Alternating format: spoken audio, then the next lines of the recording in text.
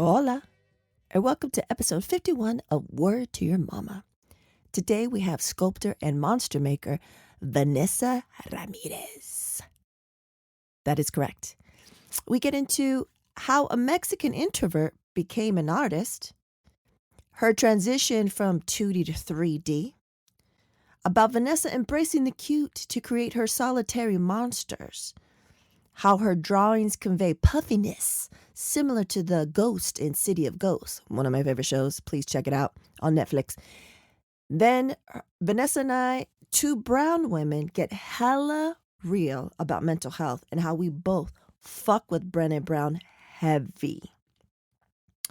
She's fantastic. I learned a lot from this conversation, even though we've known each other for a while. And after the convo, we ended up staying on, on the Zoom for, I think, maybe like another hour or more, and just getting into it. And it was great conversations, recorded and post. So I really, really appreciate it. I think you'll love her. I think you'll love the insight. Just trying to spread the word. There's not that many of us out there. And I just love connecting with other Latinx, Latinx, Latine artists that are are in similar worlds. So yeah, and also there was the beginning part that I left in that I was going to cut out, but I just wanted you guys to know and realize, two Mexicans, we were early. Proof positive. We were early. All right, so let's get into this. Look. Hey, what's going on? Look who's early to the party. Yeah, I try not to be too Mexican when it comes to getting the things. I was like, let's see. I was like, let me go early. I was like, let me not stress her out. I don't know. We are Latina. We're Latinas up in here. We don't know. We don't might be on, Latino time. Yeah, it can happen. What's going down, Vanessa? Oh, same old. Just working. How you doing? I'm alive. Right? Some days that's enough. That's enough. I woke up. I'm breathing. But you're good. Like before we start. I'll cut this part off before I start. Just because I forgot to ask you ahead of time. Anything off limits? No. Anything like let's not talk about da da da da da. You're good. Yeah, no, I'm good. Okay. I'm nothing to hide. I say that now. Okay, then we're about to get into it. I'll just play. Don't be afraid. Too late. Vanessa, thank you so much. I appreciate you, coming through and doing this because I know you're busy. But like I say in almost every episode, I just really like bringing people on that I know, whether I know them very well or I don't know them as well. I find out more shit when we have these conversations. You know what I mean? Like, it's a different thing. We're not chilling, drinking coffee, people watching. You and I are conversing one-on-one, and I get to learn more about you. But first and foremost, how are you doing? How's the pandemic been for you? It's funny because before the pandemic, I was pretty isolated anyway. I was only going to the office like 2 or 3 days a week. And we were already changing over to work from home right before it hit. So, and it hasn't, the only thing that's really changed is I don't wear, jeans anymore. I'm in full-time leisure wear. So that's the only thing that's changed for you? For the most part. I mean, it's nice to not have to drive anywhere. I was driving like an hour and a half. Oh, well, an hour 2 and about an hour 15, hour 20 back every day. When I went in the office. Where was your office? Newbury Park. What is that? It's in Ventura. Oh, I've never heard of that before in my life. I was like, what? Yeah, it's in Ventura. It's just past Simi Valley, past Thousand Oaks. And that's the name of the neighborhood? Yeah, Newbury Park. Yeah, I've never heard of that. You learn something new every day. Yeah. Well, drive. It sucks. Sucks being in the car. I don't miss that for nothing. I don't miss it at all. I mean, I was working early hours. I was getting to work at 6. I was leaving the house at like 4:45. Shut up. So that I could leave work at like 2. Wait. Back it up. You were leaving your house at 4:45? Yeah. So what time did you have to wake up? 3:30, 3 o'clock. I mean, 3:30, 4 o'clock. Goodness. And what time did you go Mimi's? Midnight. Oh my goodness gracious. Sometimes like I would go nocturnal and I would sleep for a couple hours when I would get home. And then I would, because I have a full-time job, and then, I make the things. Yeah, you got to do that afterwards. And then that's nice to do it late at night, the dead time, as I like to call it. Like after everyone goes Mimi's. But you got to wake up. So you just say, fuck it. I'm not going to go Mimi's. What's that? I'll take a nap. It's fine. That's crazy. So now that you work from home, you don't have to travel. So you just have to be ready to roll from your computer. What time? Well, I changed my schedule recently, probably in the last couple months. So I'm working 4/10s. So I basically am ready to go at 6 in the morning, and I work until about 4 in the afternoonish. And I just but at least I have like Friday, Saturday, and Sunday to get other, to focus on things. So dope. That's nice. I still work.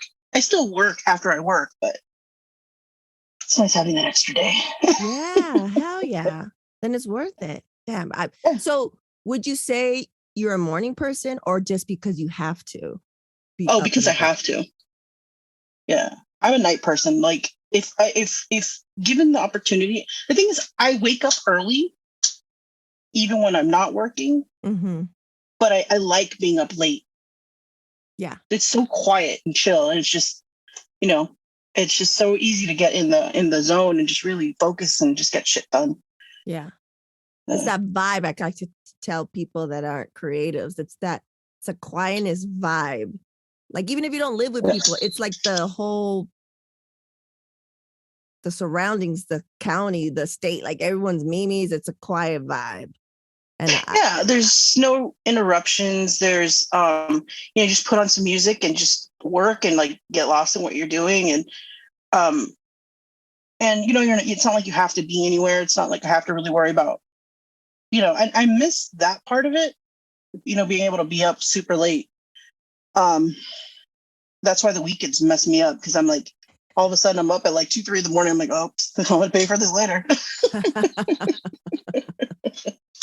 That's crazy timers. Okay, so let's start from the beginning, Vanessa. Okay. Where were you born and raised? I was born in Sun Valley, California. Here, it's in the Valley. Sun Valley. Now, Sun Valley, I do know of, because when I was in college, one of my good friends, whose family now, Danny, he was gay, but he hadn't come out yet, and he told people he had a girlfriend in Sun Valley. That was the cover. Well, now it's like Sun Valley. Whoa! But back then it wasn't so bad. Yeah. My grandma lives in Arleta. Yeah, what was that? Yeah. My grandma lives in Arleta, so it's like right there. So I think that's kind of like where my parents live. So that's why I was born in like Sun Valley. Yeah. So now I actually really know someone from Sun Valley. You do. It's not a cover. No, not a cover. And I know you're, Latina, Latinx, Latina, however you identify. But from where? Where are your people's from? Where are you from? So my mom's from Zacatecas. She's from they're all from there, and they were born there, and then they moved here when they were younger. My great grandma was actually born here, and at that time they had started putting people back on buses, and because they were doing the whole immigration reform, and they basically just shoved a bunch of brown people on the bus and shoved them back over. So she was one of those people, and then she found out she was a citizen later because she was just a little girl. So she was able to come over, and then that's how they were able to make a way for like my grandparents to like basically pay for all of their kids to come over here and to get Ah, citizenship. So, well, eventually, like I think most of my aunts and like my mom are citizens now, but yeah, they were all born. So my mom was from the motherland. wow. That's awesome. That's crazy, right? That like your abuelita didn't know until later. Oh, I'm a citizen. Yeah, yeah, yeah. It's funny because at least that's the story that I was told, and I was like, yeah, that's crazy. Um, and my dad, it comes by the way of Texas or something to that effect. And So, he's Tex-Mex. I guess I don't know much about it. Oh, got it, got it. Yeah, Same thing, same thing. yeah, Speaking of Vanessa, yeah. saying your name is crazy because I just found out this past year that I have a group of siblings Oh, that I didn't know about. surprise! And then the one that I've been in contact with, her name is Vanessa. So I have a sister Oh, named oh, Vanessa. nice. Yeah, so little Vanessa tidbit. So when when was the moment that you knew you were into art, you're creative, or you're like, oh, I'm gonna be an artist. This is it. When was that Um, moment? well, I didn't grow up here. Um, my dad was Army, so we were all over the place growing Mm, up. So I actually grew up like in. Um, we spent some time in Hawaii. We spent some time in Kentucky, Tennessee. holy shit. Um, yeah, and Texas. So I wasn't really around a lot of people who were arty and into arts. And the first time I realized like I could like draw, like I would draw stuff like at school, and like I loved like the painting part of it. And I would bring my mom things, and she said that she had so many, like she ended up having to like she like I laugh because I joke with her. I'm like, how can you throw away all my artwork? She's like, you just did so much of it, I couldn't keep it all.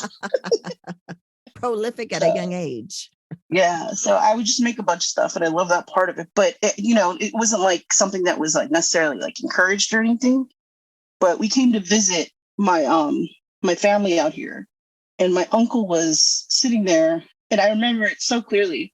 They were like living at my grandma's house, and he was drawing cars, and I was watching him really intently, and I was like, ooh, and then I kept trying to replicate it. And then I was sitting in my grandma's room, and everybody else was playing and stuff, and I was drawing um the car Mhm. over and over and over again. And my dad came in, he said, oh, what are you, he's like, what are you doing? I was like, oh, I'm drawing. And he saw what I was doing, and he's like, there was like some loteria cards or something there. Mm. And I remember he grabbed like the rose card or something. And he said, can you draw this? And I was drawing it the way that I could. And so it just, yeah, I mean, it was great, but I drew rose. And I just remember that moment. And I was like, this is cool. So like I would doodle all the time. Like when we would get a little bit of money or something, they would take us somewhere. And I remember we'd go to like Toys R Us, or we'd go to like, we were in the military, so we'd go to like the PX, and I would buy like pencils, or I would buy like paper or something like that.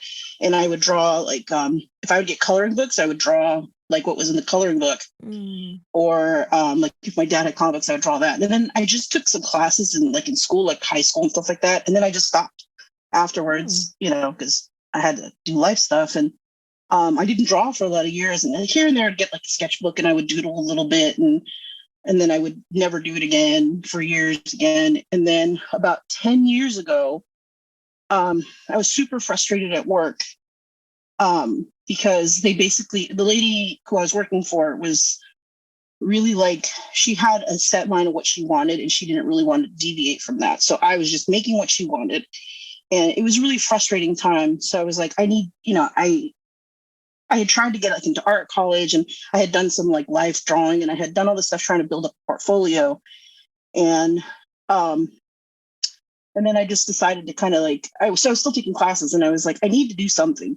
And then I just had these ideas to draw again. And I was like, I'm just gonna keep drawing, and I'm, you know, gonna do it every day. And I just started drawing again. And at first I didn't know what to draw. So I would like go on, what was it, Flickr or whatever. And I would just look up pictures of like dogs or whatever. And I would just doodle them and just try to get back into that. Like just as long as I drew every day. And, and before I knew it, like I was, I was messing around, I had been collecting toys and stuff, and I saw people like customizing. I was like, I'm going to try that. And I did it really badly. And, and I just kept drawing. And then I took, so that was basically what got me back into being an artist before I go too far. But yeah, so that's what got me back into being an artist is I was just frustrated at work and I needed something to do. And what were you doing at work? I'm a graphic designer. I'm still doing it. But when I was working so the company I worked forever, but I've worked for 3 different owners. Oh. So the owner now is different, but I was doing promotional products. So I was basically designing like labeling and packaging for kits. And then I was like running labels and stuff like that. Just really, and taking pictures and stuff like that, like for catalog and stuff. But that's about it. And so that's how I met you, right? Because then you got into the toy world. And how did that happen? Well, I was collecting first, and then I started getting on, like I joined Twitter, and then I was like, okay, I'm gonna join Instagram, so I could start sharing my drawings and what I'm doing, and I was like starting to teach myself like how to what I thought, I was trying like customs and stuff like that, and then yeah, so I was just doing this whole line art thing. It was like back before when I was doing like mustaches. I don't know if you remember that. I remember those. I remember that. Yeah. I remember that style. Yeah. And it was specific. Like if you saw it, you knew it was you. Yeah. So I just kind of came out of nowhere, and I started doing that. And then I was taking this like character design class, and out of nowhere, monsters came up, and I was trying to teach myself how to sculpt. So I had done some like fan arty stuff, and and I kind of decided I didn't want to go that route. I wanted to do something different, because I didn't have a style at that time. It's fine to do fan art and all that, but like I feel like the best of it is when it's stylized and you have a style and you use your style to adjust that. I think that's the best versions of it, and that's what was happening. So I was like, I'm just going to try to do my own thing and see what happens. And I started teaching myself how to sculpt, and so I was on like forums, and I was like on Twitter, and I was on Instagram, and obviously Facebook, all of those. And I started like chit chatting with people, and that's where I ran into Hannah. Nice. Shout out to Hannah. Yeah. Mm-hmm. Yeah. And then that's where I met a few other people. And one of the people that liked what I was doing and became a friend, his name was Matt Heisey, and he used to do a blog called Toy Opinionated. Mm. And he decided to buy a booth at DesignerCon one year. I had attended like as an attendee the year before.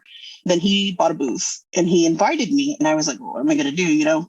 So, but I was sharing with like a bunch of people. So I just had this little corner. So I did like these little custom androids with little mustaches and all the line art. I remember those. Yeah. And I did a few other things, and I did like these little prints that I actually screen printed because my uncle owned a screen printing company, and I had worked for him for many years before I was at this other place. So I went and I was able to screen print them myself. And so I had those, and I sold like 2 things, but I got to see a lot of really cool stuff, and I saw resin, and I was like, that's what I want to do. So I started teaching myself how to sculpt, and I was making like random things. Like I was making like these little like I made like brooches and magnets of like butterflies or something. No, bumblebees. Mm-hmm. And I did like some like wall hanging stuff, and I was just doing these random things, like just ideas. So I was teaching myself how to do resin, and I think I did Potato Baby was the first monster I made. Yeah. And I just the monster thing stuck, and I just started doing it more. And I actually met Hannah at that DesignerCon, and I made a terrible first impression with her.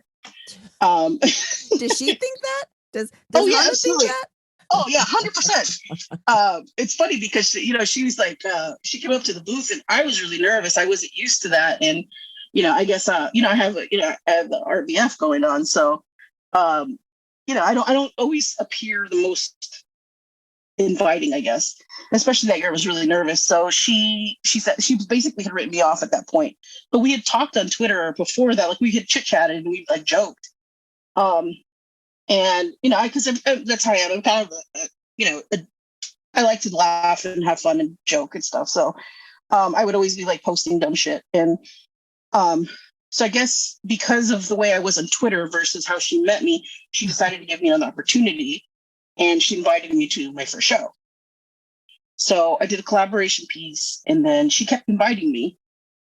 And so I just kept doing them, and people just responded, and it just went from there.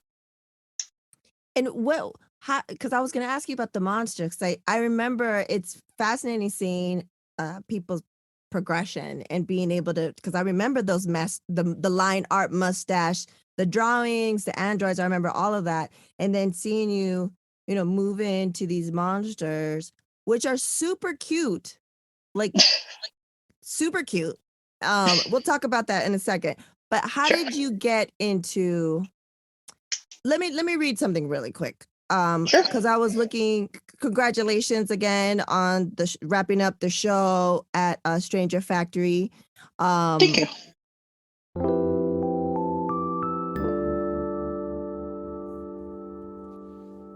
Now it's time for Patreon. Patreon supporters.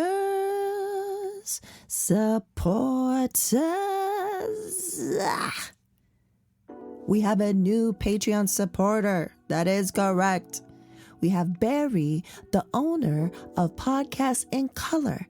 And at the level she became a patron, one of the benefits is she gets a shout out during the next episode. And here it is.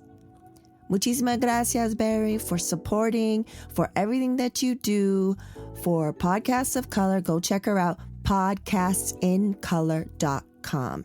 She has the largest directory of podcasts in color. And if all goes well, maybe one day I'll get her on the show to talk about it. She's been doing it for a while, and she's very knowledgeable of the podcast scene. You can find her doing Twitter Spaces and just connecting a bunch of amazing people, and I learn a lot every time. She also gives a lot of shine. She does these IG Twitter days, and she lets you know they're coming up, and all you have to do is tag her and put a little bio and like the Insta stories or a tweet about it, and then she'll retweet it, she'll share it, and she just helps out the community of color in podcasting world so much. So muchísimas gracias. And for anyone out there that wants to become a patron, why don't you check out patreon.com/WTYM. We have 4 different benefit levels you can choose from. We got good looking out, I'm down, hell yeah, and please believe it. Thank you so much to all of our current patrons. And, let's keep it going. Gracias.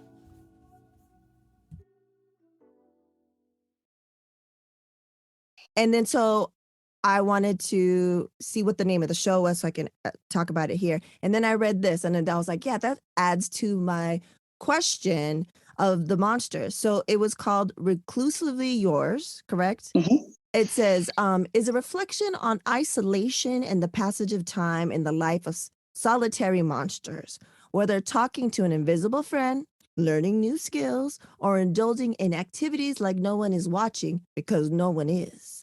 These monsters find the good and bad in time spent alone. So I wanted to ask, you've been doing these amazing monsters, in drawing them, sculpting them. How did you get to monsters? How did you figure out that style? How do you name them? Because they have really cute names. And they always seem to have, not all of them, but majority of them, at least recently too, they're super cute.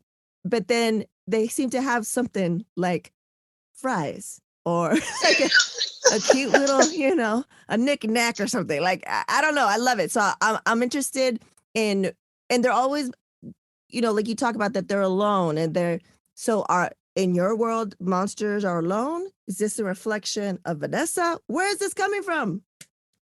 I probably a fair reflection of myself. I'm a very solitary creature myself. I'm really bad with I have really bad social anxiety. Mm-mm-mm. So So you know this because you've invited me to things and I say I'll go and then I change my mind and I don't go. I'm notorious for this. So I have really Known and bad social grown. anxiety. I guess so. I guess that part's reflection, but in general, like the overall mood of them come from things I've seen. Not monsters. They're children. my nieces and nephews, my Ooh, dog. Freudian Yeah, slip. yeah, yeah. So like the people around me, my dog, things like that. Or I'm just I guess a part of it was also, I think what really unlocked it was taking that, excuse me, character design class, Mm, because you focus on mood. And I love animation and like stop motion and stuff like that. I loved it. mhm. It's so charming and just beautiful. Like one of my favorite movies is it's Fantastic Mr. Fox. And See, see, the see. fact that in the movie that these characters were so quirky and funny, and then you could see their fur moving. Like they went that far into that detail. Mm, Um, so back to where you started. So I was taking that class, and then I had been on the Circus Postures boards. I'm aging myself here. Do you remember that they used to have all those? That was the message boards or whatever. Yeah, so I yes. was on there, and so they had like this drawing thing, like draw a monster. So I drew this monster, but I was going for creepy. And and initially that was in my head. I was like, I'm gonna try to go a little scarier. But then like all this cute shit kept coming out, and I just kept drawing monsters. And Hannah would tell me, she's like, embrace the cute. And I was like, all right, I'm just gonna go for it. Um, and yeah, so that's kind of like where that whole idea came from. So I just was messing with shapes and character and just kind of emotion. What I lacked in, because at the time I was still learning how to sculpt. It all happened very like me getting into shows and learning to sculpt was happening at the same time. Mm, And it's funny because that year that everything started to pick up was the year that I was like, you know what? I'm not big on like, New Year's resolutions or anything, but I was like, I was kind of taking a reflection of where I was and what I wanted to do and what my goals were at that time. And I said to myself, this year, because I have social anxiety, because I was very quick to say no to no. yeah. That was my favorite answer was no. I was like, you know what, this is a year where I say yes more often, Mm, you know? And Hannah decided that year to invite me. And I was like, okay, I was like, I need to figure this out. So I decided to be like, okay, what you lack in skill, you can make up for in expression and making something really cute. So that's kind of what happened, and that's kind of what came out. And then I just kind of leaned into it. And as I got better, I was like, okay, I don't want all my monsters to look exactly the same. That was a big thing. I was like, I really want to get better with everything that I make. And I need to try to figure out a way to make this look furry without everyone looking the exact same. So I mm, started developing the style that I kind of refer to as pedaling, where I mm. basically lay layers over other layers of fur and I give them, try to give them motion and, whatnot. And it's kind of evolved into what my style is now. And yeah, I've just kind of been pushing to get that better and make it smoother and cleaner every time. But at the root of everything I do is emotion. Is what is that monster feeling? Yes. What's driving it? And I guess the overall arc and theme at the beginning started with monsters or people too. So I didn't view them as monsters. I viewed them as people. They just happen to be furry with teeth, or or like lizard skin or something. And as I was making them, and this was from the beginning. I was like, well, if monsters are people too, I drink coffee. Monsters drink coffee. I don't have a sweet tooth, but I feel like a monster would have a sweet tooth.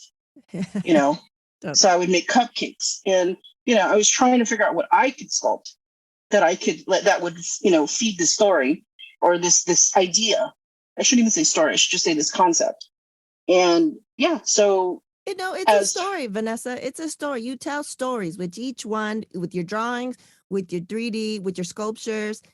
You what you're saying you set out to do, I think you're very successful at because if kids peeps, I'll have a link to her link tree, but you could also see all of her stuff, at works in progress and finished things on her Instagram.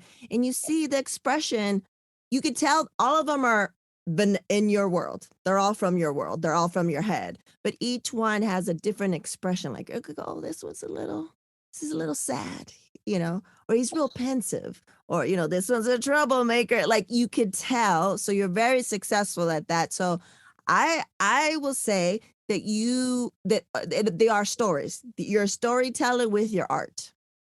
Yeah, I agree in that. Like, when I post them, I try to engage people with these stories that are in my head, because so what I do, I guess the best I can explain it is, whenever I'm sculpting, I like to start with the face because it tells me who they are. Or, I start with either sketches, or I just go into the clay and see what comes out. And it's, I see what the face is, and I see what the expression is, and I start to build outwards. And then once I have that, once I'm done sculpting and I get the paint down, I like to use like turn of the century names. And I like to use like nickname versions of them because it feels a little more personal. So I generally will look up those, and I look at them and I'm like, what do you look like?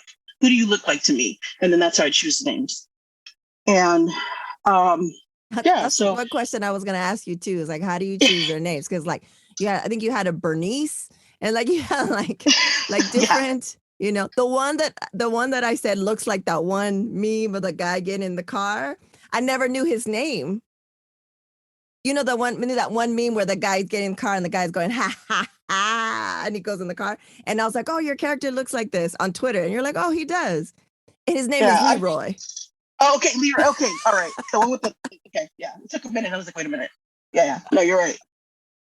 That did look like that. I was cracking up at that one. Yeah. And then I saw his name and I was like, his name is Leroy. It fits. It totally fits. Yeah. So at least in my mind, that's how I see it. I look at them to see what they tell me, and, what just seems to fit them. And I feel like it kind of adds to it. But so the whole reason why I mentioned that is because when I post them, I like to share like little mini stories, but I don't have an overarching story for them yet. I think because I'm still getting better. I'm still learning. You have to remember, like, I didn't know anything about sculpting. I'm completely self-taught, and I've been doing it 10 years now, but it's, it's always different. It's always new. And, I'm just always trying to push it. And I think by adding like accessories and making them a little more complex, that's my way of like pushing myself and getting better, and just giving them a little more personality and a little more story. Yeah. And I see like, I don't know if I noticed it before, maybe not a lot of them had, like, you get more accessories, more like different articles of clothing, not completely covered, but like, which adds to the personality. Super cute. One thing I did want to ask you, and maybe it was never a thought, maybe you were like, I don't care, or I don't even notice, but it's something that I noticed going into the toy world accidentally and going into the art world accidentally, is I didn't see too, and I think that's why I also gravitated towards you, is like, I didn't see too many people that look like me. Brown folks in general, let alone brown ladies. So I wanted to see what your thoughts were, since I feel like we entered around the same time. And if that, did you notice that? Was that a thing for you? I noticed that there were a lot of men, and not men of color. And definitely not a lot of women, and not a lot of women of color. And it's interesting to see it evolving. Like, this year, this last couple of years, I've been trying to be a little more, I think I kind of stayed in my own corner for a lot of the last few years. And I've been trying to kind of reach out a little bit. And I had met a few people like at Designer Con, and there's a couple that makes toys called Ghost Fox Toys. They're both Latinos. And really, really sweet people. They lived in El Paso, Texas. They live in El Paso, Texas, where I used to live.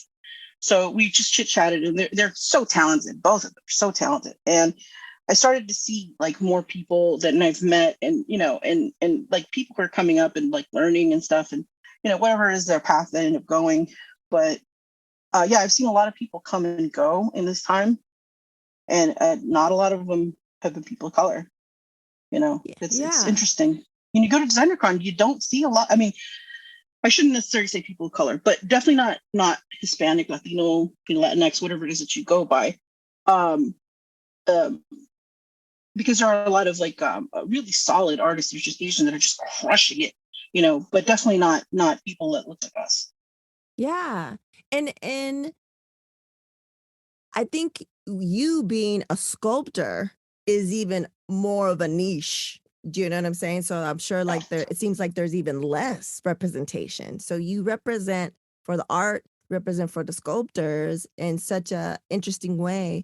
And for the past, I guess, over 10 years, I guess, I've been trying to make it to the Latino, I think it's called the Latino Comic Expo every year.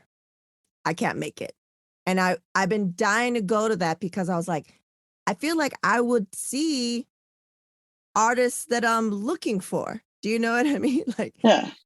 because So the first it's time a I heard of place. that, yeah. So the first time I heard about that was the year that I made Conchitas. Ah, I made Conchitas and I had him there, and this group of Latinx people walked over and they were so excited and they were telling me, "Oh, you should go here. They have a bunch of bandusas and all this stuff." And and I think it was like 2018, and then 2019 ended up being a crazy year, and then obviously the pandemic. So it was yeah. just, I just never even got a chance to look into it. So that's the only reason why I even know what it is. And I Yeah. have no idea where it's at or when it is. I just know that there is one. And they were just saying that they have there's so much there's stuff would be cool there but the thing is, that's like the only thing that I do that represents my culture, I feel like. Because that's the other thing. It's like I feel like a lot of people who do like which you would consider something representative of your culture tend to be people who aren't people of color. Like there's so much sugar skull art or sugar skull and shit like that out there that isn't done by Latinx people. Yeah. And I'm not saying it's necessarily a bad thing, but it's like I just didn't want to jump in that corner. So, every so often, I do little mini projects. Like I do random stuff too, where I make ghosts, I make pumpkins, because I don't like to keep myself in a box either. I enjoy the monsters, but I also like having a little outlet to Yeah. do random things. And so that's what my resin is kind of at this point. So I made the bandusas, the conchitas, and people really like them, and they've been really, really popular. And it's fun to see to get collectors who enjoy them, and I've actually gotten a lot more Latinx collectors that way. But it was my way to kind of represent. And I've had monsters with little bandusas in their Oh, hands too and cute. stuff like that. So yeah, because that's kind of like my little way to Yeah. kind of represent. So how about this? You're antisocial. I'm super social, but I'm I'm an extrovert, introvert though. People don't know that. So how about this? When the pandemic, if it's ever over or safer or something, so not this year, I think it just passed. So the Latino Comic Expo, it moves around. So I think this year was in Long Beach at the Museum of Latin American Art. And then before it was in San Francisco or Sacramento. So it travels all around. Oh, So next year, if it goes down and it's somewhere within the state, let's roll. Let's roll together. all right, all right. And now it's on Let's here, so I can't say no now. Yeah, especially if it's down here, we'll just roll. Because I feel like, I'd love to see Latinx artists that just happen to be artists but don't do shit. Like if you see their art, do you know what I'm saying? I like to see both of that shit. I like to see because we need more representation in the art that's actually being put out there, but also just some dope Yeah, it doesn't even Latinx necessarily have to artists. be. Yeah, I just want to see the people, what they're making, and how they're expressing themselves. It doesn't have to Exactly. be this. It doesn't have to be that. It does. I'm not looking Yeah. for anything specific. Yeah. And that's the same here. I would enjoy seeing how they're expressing themselves. Yeah, exactly. See brown people expressing themselves in so many different ways. That would be dope. So please remember, you and I, we're going All right, I'll to have to check look it into out it and now. peep game. Yeah. Um Hilarious. Okay. So what I wanted to talk about is, have you seen City of Ghosts? We talk about I this. have not. Oh, Hannah and I, we talk about this. We love it so much. Yeah, So you haven't I haven't watched it seen yet. it. I'm notoriously bad for not watching things and not keeping up with things. Okay. So I was like, what is your drawings? Like, I remember I just loving your drawings because they had personality and everything. But beyond that was you have this great way of conveying fluffiness and puffiness, if that makes sense. You know what I mean? In your drawings. And I was like, well, it reminds me of something. And so City of Ghosts, my favorite fucking shit. You guys who are listening, if you haven't watched it, it's this animation. It's about different parts of LA. You're going to cry tears of joy and tears of pain. It is gorgeous. It is inclusive. It's everything you want everything to be out there in the world. And the ghosts are like your drawings. Really? Puffy. They're like That's awesome. puffy. And I want them.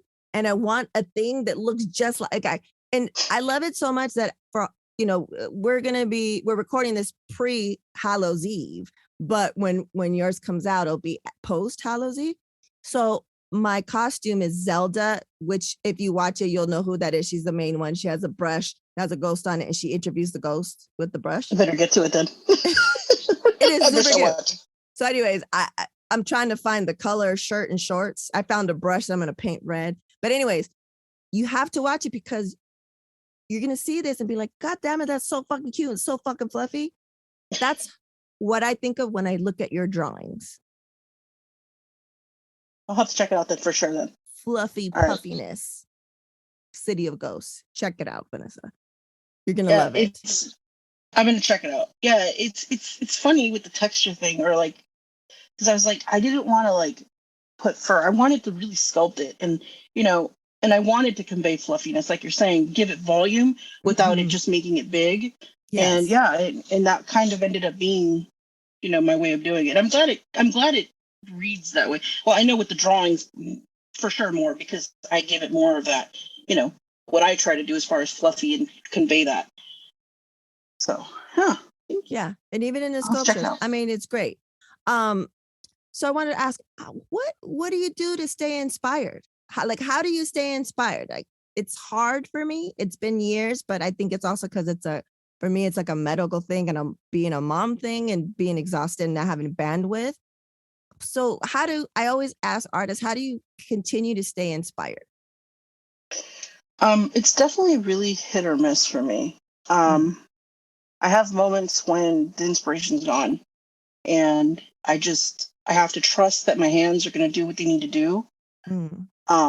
That's kind of where I started. I actually hit a really rough patch with creativity a few years back. And that's when I started blind sculpting. Because before I would sit down and I would just draw a bunch of monsters. Then I would go in and I'd be like, okay, I'm going to sculpt this and sculpt this and sculpt this one. And then what ended up happening was I had no ideas. And I was like, I don't know what I'm going to do. So I started messing with clay, and I threw away a bunch of stuff because it just wasn't coming out. But I find sometimes when your head is like, because my head gets very full of all life, of real life stuff and whatnot. And it's hard to create when that stuff starts to interfere. Yes. Like you said, whether it's medical, whatever it is. And when that stuff is running around in my head, it's nonstop and I can't turn it off. I just try to find a way to express myself differently. So I'll sit down and I'll just I'll just make shapes with armature, and then I'll start popping eyes on things, and then little by little, and sometimes something happens, sometimes it doesn't. And I also will go to my sketchbook and I'll see what I drew before, and I'll be like, all right, I'm gonna try to sculpt this. And then sometimes that'll get things going. And those are just kind of like the things that I do. Or sometimes you just need time off. You just need to not do anything, because it is hard. I burned myself out a few times because I don't know when to stop. And I tend to push myself to the point where like I can't use my arms and hands. DesignerCon week, I get to the point where like I can't hold things. I just sit there and I'm like walking around. I just drop a pencil. Or I just drop what's in my hand because I would do that. And this is years ago. I've gotten to the point where I knew I needed to change something, but I just have that really bad habit. I have a really high pain tolerance, so I can disconnect from my body and push myself further than I should go. Got it. And it's something that I'm very, very aware of now. But it took years, and it took me burning myself out so bad. I think I went like quiet, and I didn't make anything for like 5 months or something. Wow. Yeah, I just put everything away, and I didn't touch anything. I didn't draw, I didn't sculpt, I didn't do anything for like 5 months. I didn't take any shows. And it took 5 months, and I said, I can't keep running it this way. So I started going to therapy, both physical therapy and a therapist, and to try to find a way to kind of like step out of myself and say, okay, we need to stop. We need to think, what are we doing? What can we finish? What, how hard and how far can I push myself? And, I get massages. I do exercises. Yes. I don't push myself to exhaustion anymore. And I stopped accepting as many shows. Nice. Because before I just, yes, go. And, sometimes you just can't. And as much as I would like to do as many as possible, it's just not wise. I'd rather make better art than more art. Yeah. And it took something drastic like that to happen to you for you to realize that. Yeah, it took burnout. And like I had kind of semi burned out before, and then I got back into it very quickly. And then I burned out.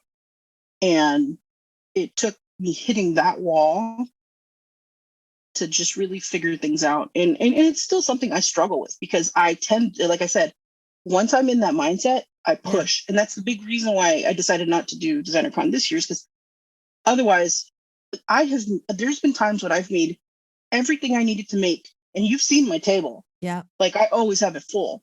Yeah. And I will make that in a month. Ooh. I sculpted. Did you see my big monster? It was in 2019. That real big one I did. Yeah. That one I did in 2 months. That's ridiculous. That's crazy. I had the armature done, but all that fur.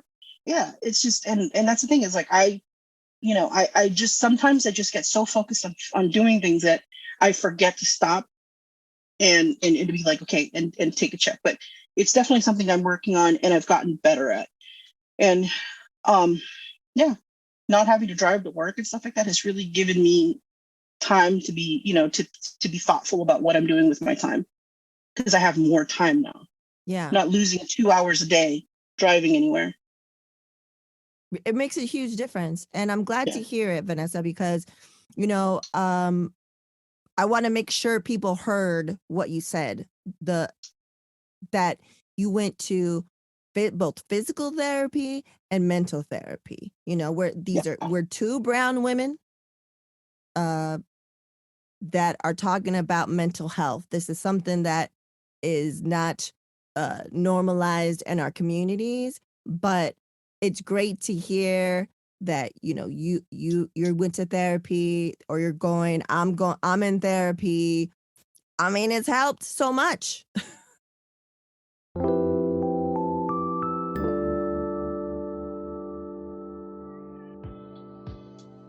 Have your kids been in a house playing video games in your space way too long?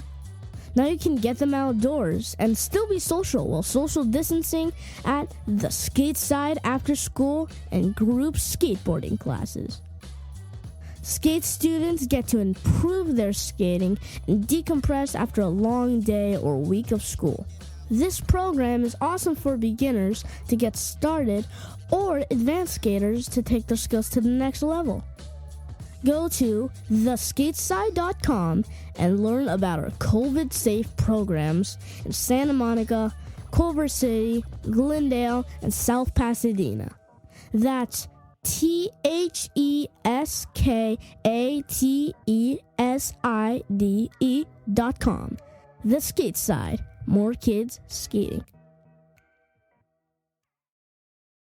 Yeah, I think I've had a lot of personal growth, and and the whole reason why I even mention it is, and I've mentioned it to people in passing, is because it is not part of the culture. It is definitely frowned upon. It's like, just get up and get over it. Mm-hmm. And the thing is, yeah, I can get up and get over it, but it stays with you. You carry it. Yeah. You're just lifting it heavier. It's heavier and heavier, and it's just harder. And it's important that people realize that it's not weakness, and it's something Nope. that I struggle with. It's Yep. something that I struggle with constantly, because because there's days when it feels like weakness, and Mm-hmm. it's not weakness. And I can tell you that I've grown as a person. My relationships have gotten better, especially like with my mom and like with my sister, and just the way that you know, there is a person you are, there's a person that you kind of want to be. Mm-hmm. And and I'm okay with the person that I am, or even then I was, but there are things that I want to change about myself. And I didn't like the relationship I had with my mother. I didn't like how we spoke to each other. I didn't like the fact that she knew my buttons and she would push them, and I would react, and then and then I'm made to feel like I was the one that was overreacting. Yeah. So I found that if I removed myself from that situation, it got better, and in turn I felt better. Yep. And she felt better, and our relationship has grown so much because of that. And the thing is, she's made changes too, but I definitely think that therapy was a big part of that, because you do have to have those discussions with somebody who you're not related to, who doesn't have their version of the events. I mean, it's great to talk about them. Like, I'll go and talk to my sister and be like, hey, we talked about this, and like I get feedback and we discuss it. But like, to have somebody that I can go and talk to in this space where I'm not embarrassed, or or where I don't allow myself to be embarrassed. I don't allow myself to feel the shame. I don't allow myself to feel whatever it is that you feel when you talk to people. Yep. And it's been incredibly helpful. Yes.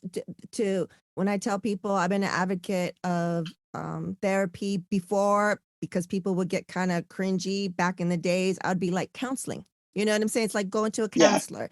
And I tell people it's you're doing the work, but you're with when it's good, and you have to keep trying if it's not, if you don't feel safe, because it's a safe space with a professional, that what they do is they give you the tools. You learn the tools, you figure out your patterns, you figure out what you're doing, all these different things, and they give you the tools so that it's not like you go in sad and you come out happy. Like, No, that's not absolutely not.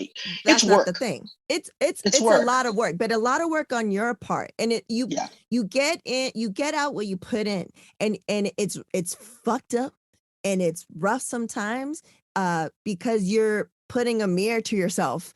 But the safe space is important. Like, I tell people, I know that I'm fortunate enough that I have an amazing support group, of people that I can go to, but it's not the same. They're going to ride or die for me. You know what I'm saying? I need a professional so I can tell my deepest, darkest shit and insecurities and everything, and then know the tools, because like you said, and it sounds like, from what you said, that you going to therapy was a catalyst, because the way you reacted, the way you interacted with your mom, then she probably saw that, and then she started kind of realizing things, so that she's kind of changing herself. Like, the therapy was a catalyst for that, and I feel like the more we talk about it like it's nothing, the more people be open to get the help, especially in our communities, which is super important, because then that's how we, we clip and stop these cycles, and especially being women of color, Latinas, Mexicanas. Like, there's so much shit on us just from jump out the womb, like shit you It's deal with. generational trauma. Generational trauma. And it's just like understanding that. And I tell people, if you haven't read the book, listen to it, or just know the general philosophy. The body keeps the score. So it's not weakness, but if you don't fucking deal with it, it's gonna fucking deal with you. You know what I'm saying? You may not want to deal with it, but it'll come. It will start to build, and it'll be at the point when you can't keep those lids on those things, and you need to. And that's the thing, is it's to your own detriment. Exactly. And and I have my moments when I'm like, okay, I can't do therapy right now, even though I need it. I'm not going to do it right now. You have to take your breaks because it's a lot of emotional labor. Yep. But the one thing that I can tell you that I found the best about it is with having a therapist. Once you find one that you're comfortable with and you have to go in there and be able to be like, this is everything. Yep. No holds bar. Like shit Yeah. you never told anybody ever. And shit. And I don't know, tell me if it was like this for you, Vanessa. Was there some shit that you've said in a session that you've never said to yourself? 100%. That's the shit. There's things I refuse to admit to myself. Exactly. There are things that I've never said to anybody in the world. Mm-hmm. But the thing, and I think the thing, and then the thing that I kind of gather from it is not only do they, give you the tools, but they ask the questions you would not think to ask. Yep. And those make me think, and that's what's like, okay. And then I go home and I think about it and and it's not easy, but having somebody who knows the questions to ask, who asks you the questions that you didn't think of, who frames things in a way that you would never think to frame them. In a way for you to understand, and in a way for you to understand your shit. I think that for me was like, oh, oh, word. Like, oh, yeah. Oh, yeah. It's like that. It's like what is that? What was it? Who's that show where they like basically like they figured like they didn't realize that they had blinders on to something and it was like the glass breaking. I can't remember, but and it is. It's like you have these like mini epiphanies. I hate to use that word, throw that word around because it's a big word, but you have these mini epiphanies of like, oh, wait a minute. Hold the phone. I did not think of it that way. Yes. What the fuck? And then you're like, holy shit, that fucking makes sense. That's why I was doing blah, blah, blah, blah, blah. And then you're that meme. Then you're that meme with like all the chords going everywhere. Exactly. That lady going, what? Exactly. Yeah. And and I'm not a woo-woo person. I like fucking data statistics. And I tell people the books that I recommend that have been recommended to me in therapy the past couple of years, they're researchers, they're doctors, they've done the studies and they've collected the data. And this is like from Yale, and like this is real shit.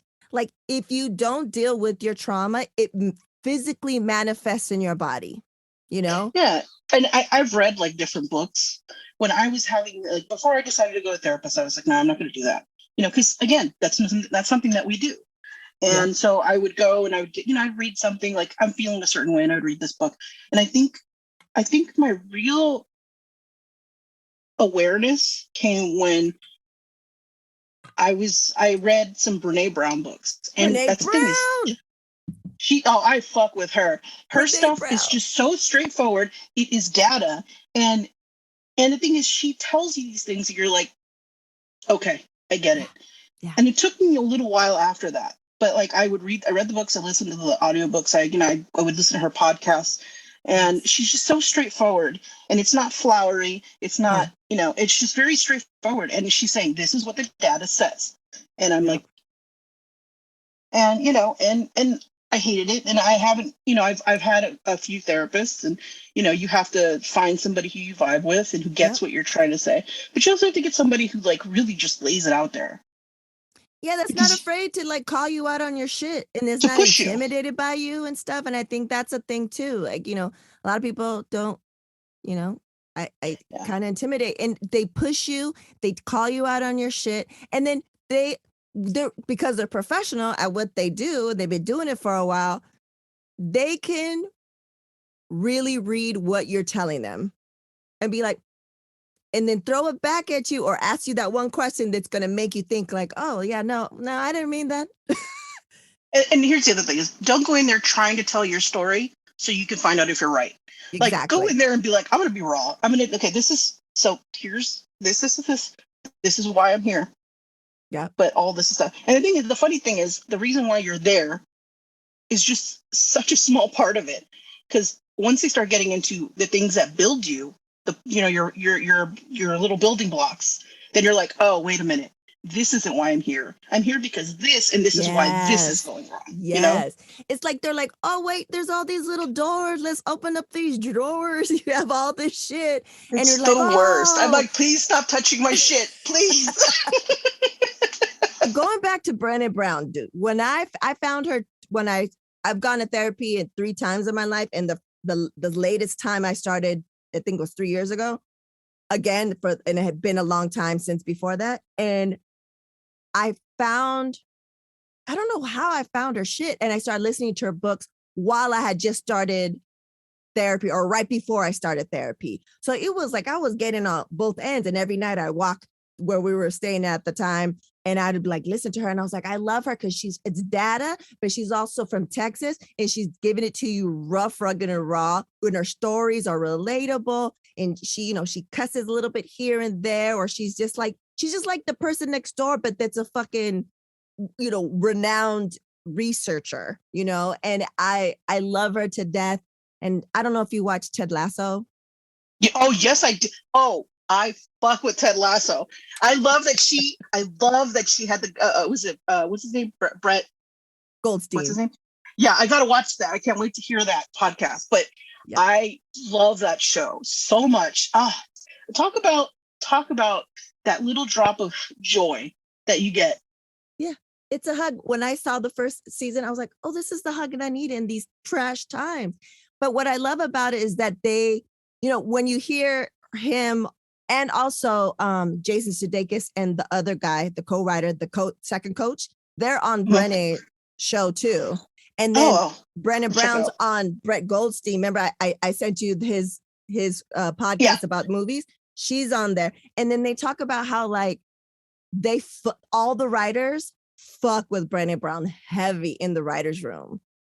If people mention her, I'm like, okay, I'll fuck with you, because honestly, it's just very straightforward. She's not trying to sell you anything, and she's not trying to make bank, because she could be fucking making bank right now, but she chooses her projects to help the most people. And I have so much respect for her, for what she does. And honestly, if I hadn't stumbled on her TED Talk, who knows if I would have ever gone to therapy.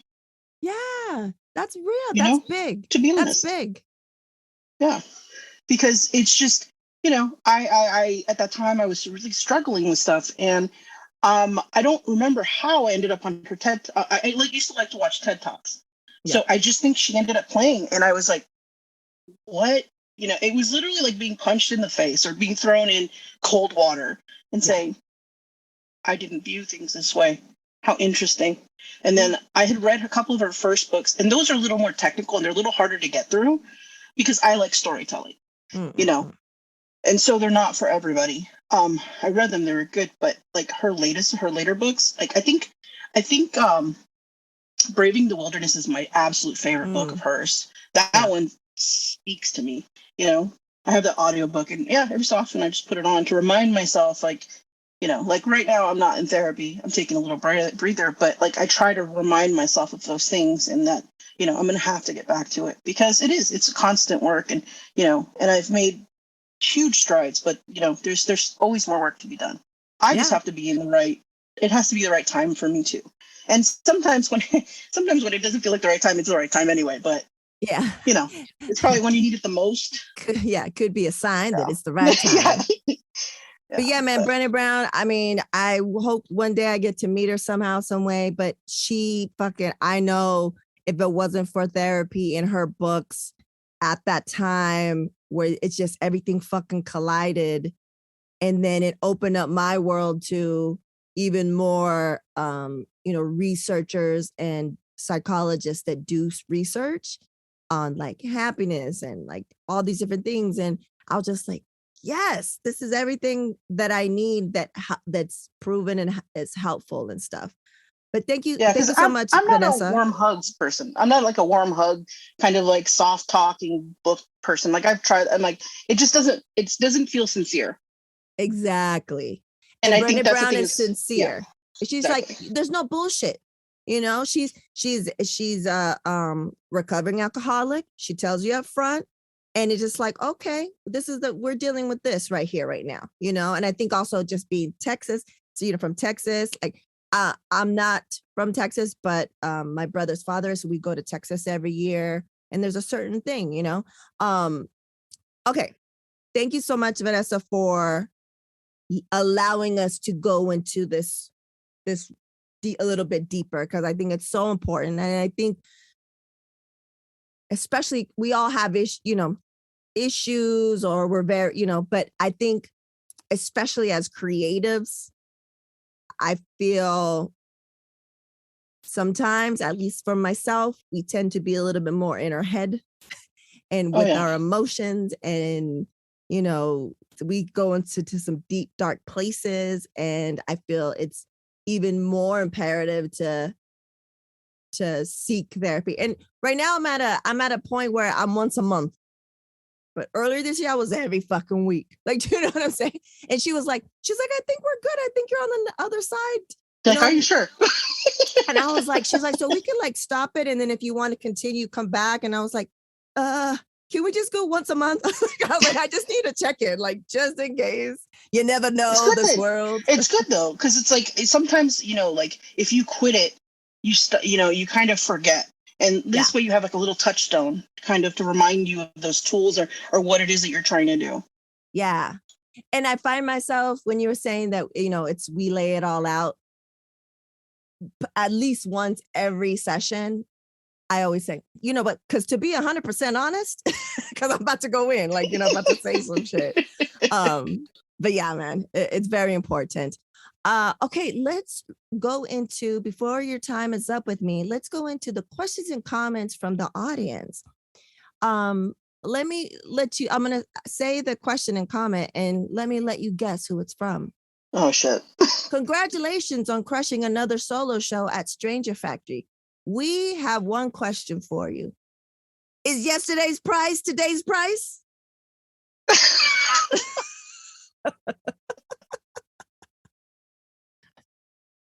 That's definitely not Hannah. No, I don't know who that would be. Yeah, that's Hannah and Roger. Yeah, she's so crazy. Yes. Love them. And great people. Convince her to be on. She's like, okay. She's like, well, I don't know what I talk about. I'm not in the art world. I go, I don't just talk to artists. I talk to the people, because the people I like, and I like their journeys, and I like their stories. Hannah is an incredibly intelligent, sincere person. And I am incredibly lucky to have met her and to be able to call her a friend.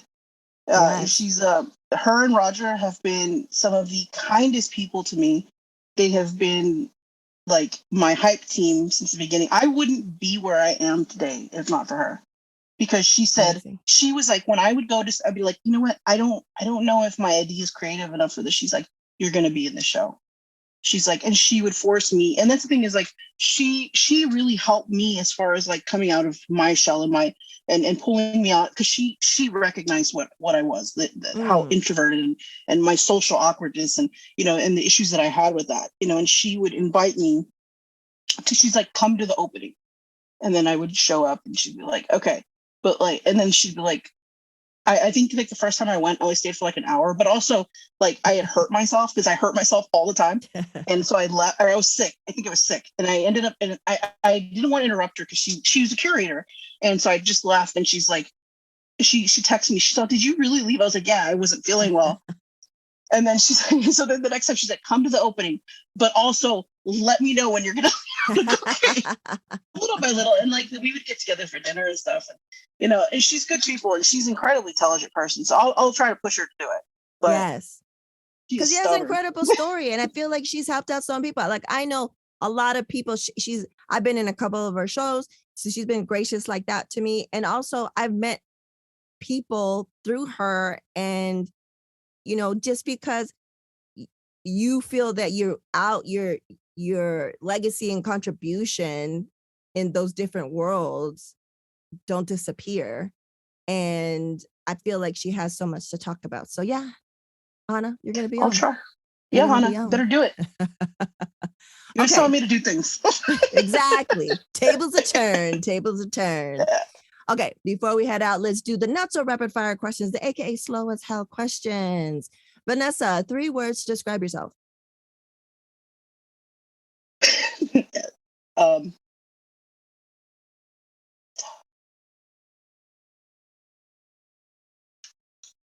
I can't even describe myself, Jesus. Uh, Quiet, tired, and caffeinated. Caffeinated. Okay, okay. What's the best piece of advice you've received? Um,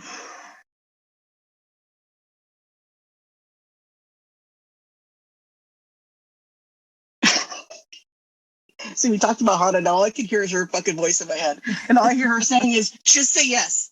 Just say yes. That's probably one of the best ones. Just say it. I mean, it's changed your life. Yeah, saying yes did change my life. And honestly, it did. And even if you don't say yes all the time, like say yes more often than you normally would. I mean, here's the thing is, don't be afraid to fail. That's it. And That's it. that's what that ends up being. It's because failure is part of life. You're going to fucking fail. You're going to eat shit. But the important thing is what you do after that. Exactly. That speaks volumes of a person when you fail or you fuck up. And I feel like it's saying yes, but also being able to recognize when you should say yes. Like, oh, this is making me nervous. Like, I'm a little nervous about this because it's out of my comfort zone. That's when I should say yes. Yeah. Leading it's to like, that fear. Oh, okay, fuck it. Let me do it. My first show, like even like when I first was offered a solo show, I was petrified. I have never made that many pieces. And I almost had a nervous breakdown at the end of it. I was like 2 weeks away and I'm like weeping to my sister. I don't know how I'm going to finish this, but I did it. And I learned a lot. And I don't get that. I'm better now, but you know, it's tough. But saying yes is scary. It's hard. And even when you don't know if you're going to be able to do it, obviously don't say yes to things having no intention to follow through. That is a no. But, you know, say yes to things that scare you. It just makes it so much better. Exactly. Okay, next question. Song to get you hyped. What's your go-to song or songs? My go-to? Let's see here. So I would have to say around the time that I started getting hyped, I was more into metal. So it's Atreyu's Creature. Okay. Yeah. And I for me, it's kind of a hype song because it's telling you to like that, you know, basically kind of what I said earlier is basically be the person that you want to be or yourself. Don't let the world change you, but also don't hold yourself back. And that's literally what the whole song's about. So that's my hype song. And when I'm feeling stupid and I just need like stupid hype, and this is because of Arrested Development. I always put on The Final Countdown by Europe. Classic as well.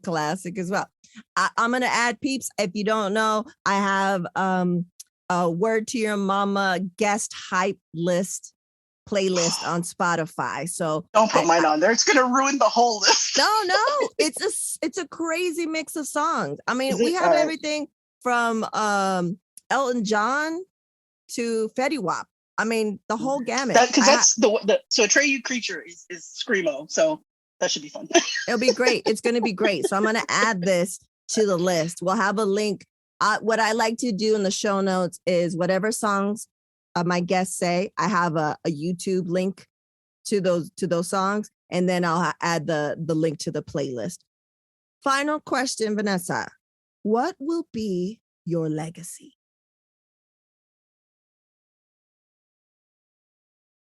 My legacy will be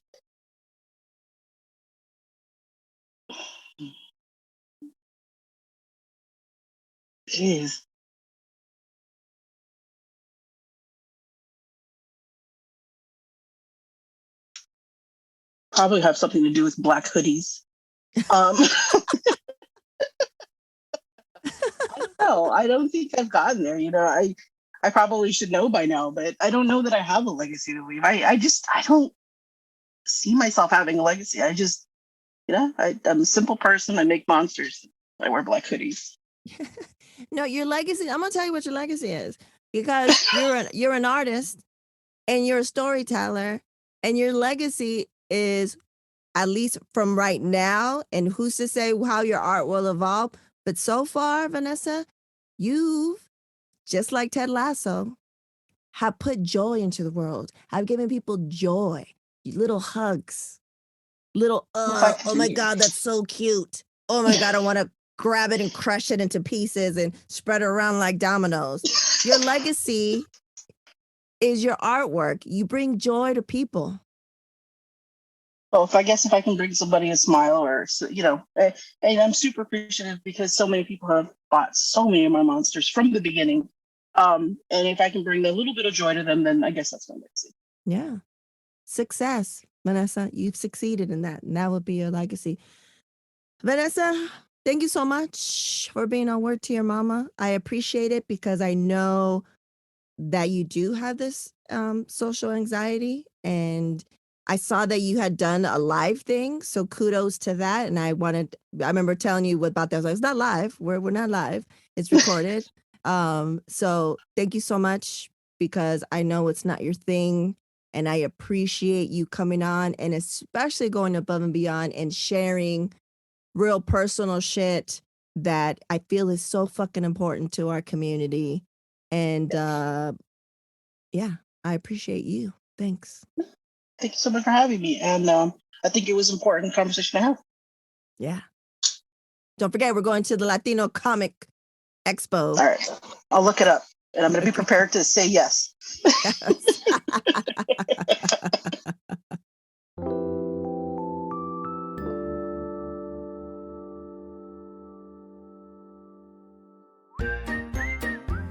And now, introducing The Supernatural Bear Corner.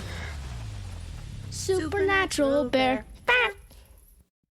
Yo, what are my Autobots and Decepticons? Dang, haven't said that in a while. Today's episode is all about Miss Vanessa Ramirez. Woo! That Mexican tongue. Gotta practice the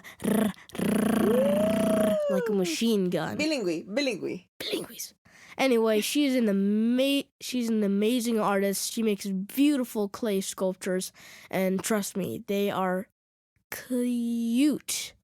My mom will put a link to them down in the description below, if there is one. I'm not sure. Show notes. Show notes. Sorry, I'm kind of still new to this podcast stuff. Anyway, she's an amazing clay sculptor, and she makes them so realistic, but at the same time, so cute. And my favorite one is, well, the biggest one there is. Biggest one with a small head. I forget the name, though. I think it was Joseph? Maybe. I don't remember. Maybe. But anyway, this has been the SNB signing off. Shooby-doo. Yeah. There it is, episode 51 of Word to Your Mama with the amazing Vanessa Ramirez. Just two Mexicans talking about art, talking about mental health. I don't know what else you want, you could ask for in an episode. But there it is. Also, as I am late to the game and just started watching the morning show, as I was editing this episode, I was like, she used to have morning show hours. She'd get up just like they would to start getting to work at the same time. Crazy. Also, the Supernatural Bear rolling his R's, that was a very proud moment, as a couple of days ago, he was saying that it was hard for him to do that. And he just did it on the spot. So, proud Mexican, Latino, Latinx, Latinx, Latine moment. And I'll take it. It's recorded for prosperity. Thanks again to everyone and their support. We have some special episodes coming up to wrap up the year, and then we'll take a little bit of time off, but we'll still be posting some gems, some classics from the year before. And you can become a patron, as you heard earlier, or if you just want to do like a one-off donation with no commitment, you go to wordtoyourmama.com. We got a donate page. Or you want to get something for something? Go to the store. There's pins, there's tea towels, there's little bags. What are they called? Tote bags, all kinds of stuff like that. So thanks again. And we may or may not have something new cooking that we might unveil within the next month. Something special, something within the airing live situation. I don't know. We're working on it, but we'll keep you posted. All right then, as always, we reap. Word to Your Mama is owned and produced by Ritzy P. Intro beat produced by Nico Beats. If you need any more information on Word to Your Mama, including Media Kit, go to wordtoyourmama.com. And as always, Word to Your Mama is brought to you by RitzyPeriwinkle.com and DoyenSharp.com.